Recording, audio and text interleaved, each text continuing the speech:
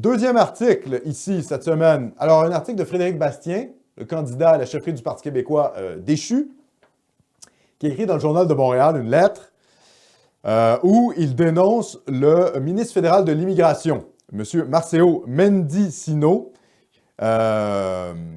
qui a dit que finalement, il faut rétablir l'immigration massive au Canada malgré la COVID. Alors, voici ce que dit Frédéric Bastien. Je vais vous lire un peu son article. Pour revenir à la crise actuelle, le ministre fédéral voit l'immigration comme l'outil par excellence qui permettra à notre économie de rebondir. Ben oui, les gens sont au chômage, mais on fait venir des migrants. Belle logique. Encore une fois, il n'y a aucun lien entre les deux variables, poursuit Bastien. Le Japon est l'un des pays les plus homogènes du monde et demeure l'une des plus formidables puissances économiques de la planète. Inversement, l'Argentine est un pays qui a, historiquement parlant, reçu beaucoup d'immigrants. Oui, historiquement parlant. Son économie n'a jamais pourtant été très performante. De multiples études ont déjà démontré que richesse économique et immigration n'ont rien à voir ensemble. Ah ben, la France reçoit beaucoup d'immigration. Voulez-vous subir ce que subissent les Français? La réalité économique des Français, de la France? Non. Bon, il n'y a pas de lien. Ça, c'est une évidence. Avec la COVID, les beaux jours du chômage les beaux jours du chômage faible sont derrière nous. L'argument du manque de main-d'œuvre est donc encore plus absurde. Le nombre de sans-emploi a grimpé substantiellement depuis l'hiver dernier, atteignant des sommets rarement égalés dans notre territoire. Notre pays serait pourtant toujours en manque de main-d'œuvre, guillemets, suivant le gouvernement Trudeau. À sa face même, cette affirmation est la preuve que le ridicule ne tue pas. Considérant tout ce qui précède, comment expliquer que la crise actuelle conduit les fédéraux à vouloir augmenter l'immigration? La raison est idéologique. Il faut toujours plus d'immigrants pour donner corps à l'idéologie multiculturaliste canadienne. Cette doctrine est devenue la religion officielle du régime fédéral. Elle est même enchâssée dans la Constitution, une situation unique au monde. Comme toutes les religions, cette idéologie produit son catéchisme qui est réédité périodiquement. Bon, c'est pas vrai. C'est pas toutes les religions qui ont un catéchisme. Ça, c'est juste parce qu'on est culturellement des catholiques. Donc, quand on parle de religion, toutes nos références sont chrétiennes et principalement catholiques. L'islam n'a pas de catéchisme, par exemple. Enfin bref, je termine la parenthèse là. La nouvelle version prend désormais en compte la crise de la COVID. Sans surprise, le nouveau catéchisme nous ramène aux mêmes conclusions que les éditions précédentes en ce qui touche l'immigration. Celle-ci est toujours bonne et il en faut toujours plus. Ça, c'est Frédéric Bastien, il a fait 10 des courses du Parti québécois parce que les péquistes ne veulent pas entendre des discours de lucidité.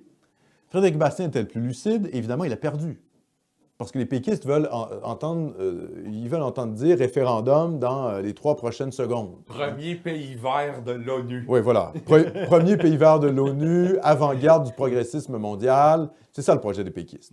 Quand ils ont des types rationnels devant eux qui leur disent il faut sortir de la stratégie référendaire dans un premier temps pour affronter le Canada et faire monter la sauce constitutionnelle et réduire l'immigration, ils ne votent pas pour lui. Donc, Frédéric Bastien, c'est un bon élément. Il faut continuer à le soutenir. Je pense que c'est quelqu'un qui est assez bon parce qu'il droitise le Parti québécois. Il l'amène sur les questions identitaires, et ça, c'est bien. Après, on peut faire des critiques. Moi, je pense qu'il est trop naïf sur la laïcité. Hein? La laïcité ne réglera pas tous les problèmes. On enlève le crucifix de l'Assemblée nationale, ça ne fait pas qu'on ne va pas subir le djihad. La laïcité en France, ça ne fait pas qu'il n'y a pas de djihad au quotidien. Ça n'empêche pas le Bataclan, ça n'empêche pas des professeurs d'histoire géo de se faire décapiter. La laïcité n'empêche pas le djihad. Donc, la question est avant tout démographique. Mais Bastien est cohérent. C'est-à-dire, à la limite, c'est cohérent parce qu'il est pour la laïcité, mais veut aussi, et peut-être surtout, réduire l'immigration. Alors là, ça me va. Vous savez, moi, je pense qu'il faut, en tant que nationaliste, être le plus ouvert possible au programme commun. Qu'est-ce que j'appelle le programme commun?